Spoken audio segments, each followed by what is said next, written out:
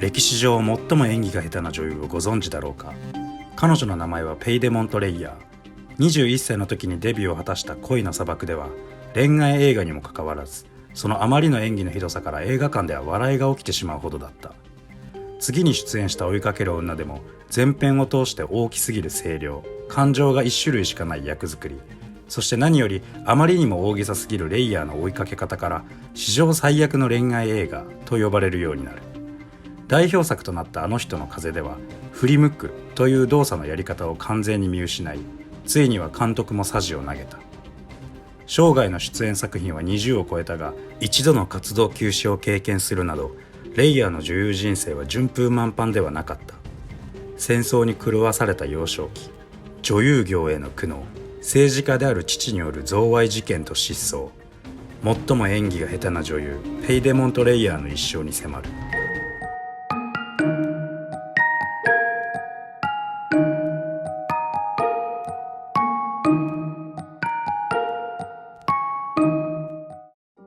1930年11月5日、アメジスタ共和国のダールルでペイデモント・レイヤーは一人娘として誕生する。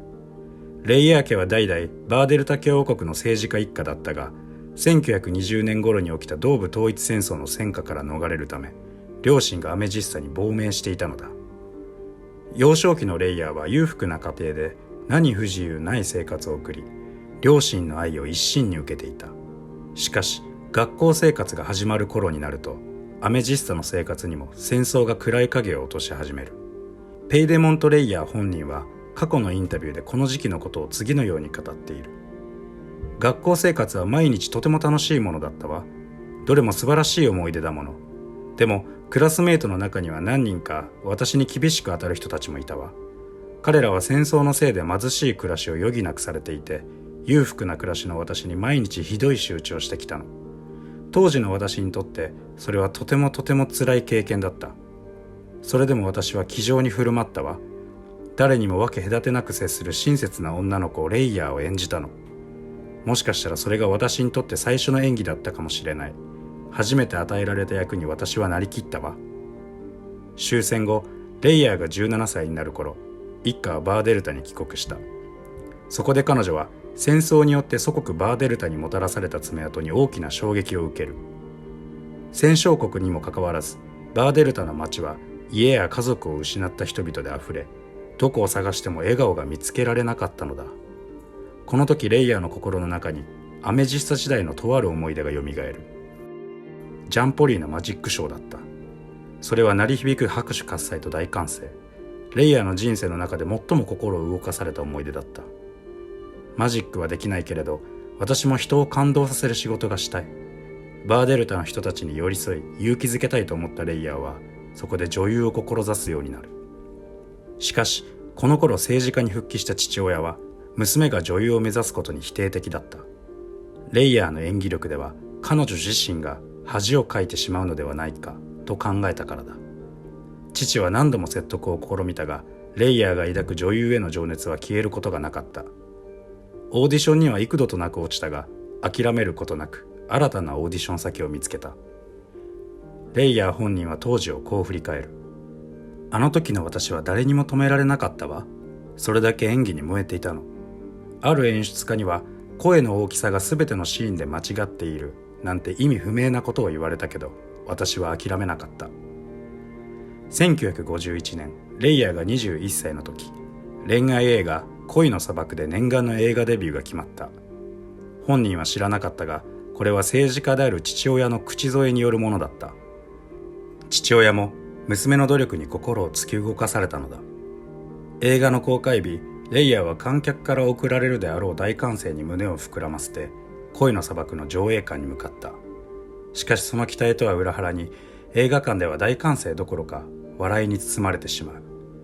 もちろんそれはレイヤーのひどい演技によるもので、恋愛映画が流れる映画館にあるはずのない光景だった。本人は笑いの理由が全く理解できなかったが、その状況には大きなショックを受けた。一方世間では恋の砂漠の噂で持ちきりだった。あの女優は何者だ。あんなに演技のできない役者を見たことがない。あの下手くそな演技まで芝居ならば大したものだ。しかし観客の中でレイヤーのひどい演技をもう一度見たいという意見は一致していた。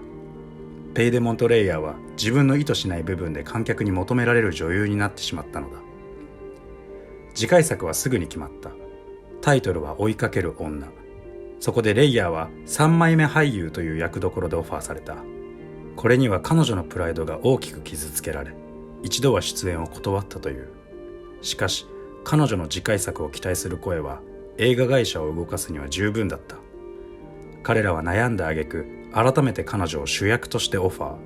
主役ならばとレイヤーもすぐにこれを引き受けたという。追いかける女は恋愛映画の歴史にも残る最悪の評価を受けてしまう。感情が一種類しかない役作り、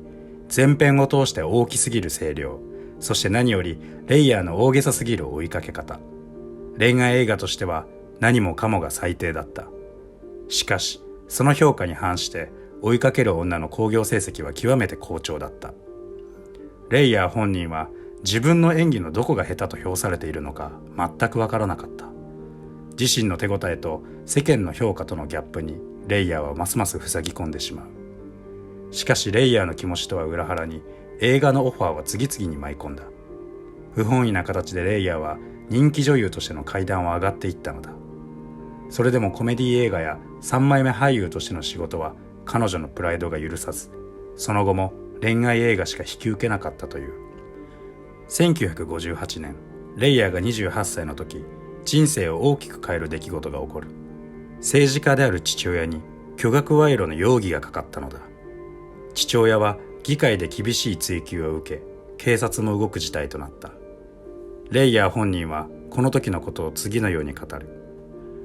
賄賂事件が紙面を賑わせた時、真っ先に父に会いに行ったの。父は憔悴しきっていた。父は、君を応援している。お母さんをよろしく頼むよ。とだけ残して翌日失踪したわ。警察の調べによると、父の最後の足取りは国境をいくつも越えたウーガル共和国だと聞かされた。生きていると聞いて少し安堵したけど、もう一生会えないと直感的に思ったの。東エンテカリアに位置するウーガル共和国では、古くからとある組織の暗躍が噂されている。指名手配犯を専門にかくまうビジネス組織オルファが、実態がほとんど分かっていない組織であり、その存在の有無さえはっきりとしていない。ただ20世紀後半から現在まで、世界中の指名手配犯がウーガルで忽然と姿を消す事案が何件も発生しているのだ。父親が犯罪者となり、アマツさえオルファガに行方をくらましたとあって、娘であるペイデモント・レイヤーへのバッシングも後を絶たなかった。レイヤーは女優活動を休止、表舞台から姿を消した。数年が経ち、賄賂事件のほとぼりも冷めた頃、世間は女優ペイデモント・レイヤーの復活を待ち望むようになっていた。レイヤー不在の間、彼女を真似たような女優が現れては、世間を小さく賑わせて消えていった。誰もレイヤーのようにはなれなかった。人に愛される才能という一点において、彼女の右に出るものは現れなかった。活動休止から12年後の1970年、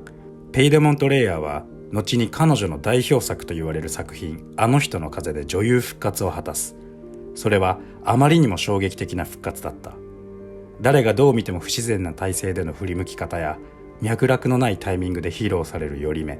そしてどのシーンにもそぐわない大きすぎる声量など、観客がレイヤーに求める演技がそのままスクリーンに炸裂した。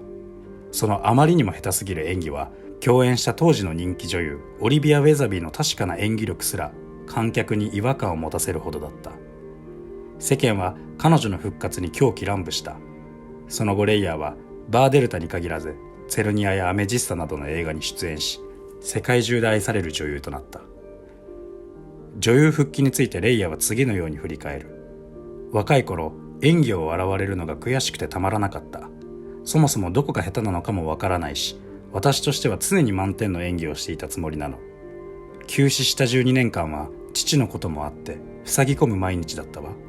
それでも復活を待ってくれる観客の声に気づかされることがあったの。私の演技はバカにされているわけじゃない。誰かに望んでもらえる演技なんだと。気づいた時には雲が晴れた気持ちだった。それから演技の上手い下手ではなく、ありのままの私を表現しようと思うようになったわ。レイヤーは70歳でこの世を去ったが、彼女の芝居が与えた感動は世界中の人々の胸に刻まれている。1999年、ツェルニア映画協会は設立100周年の記念式典で敬愛と親しみを込めてペイ・デ・モントレイヤーに最も演技が下手な女優の称号を与えた。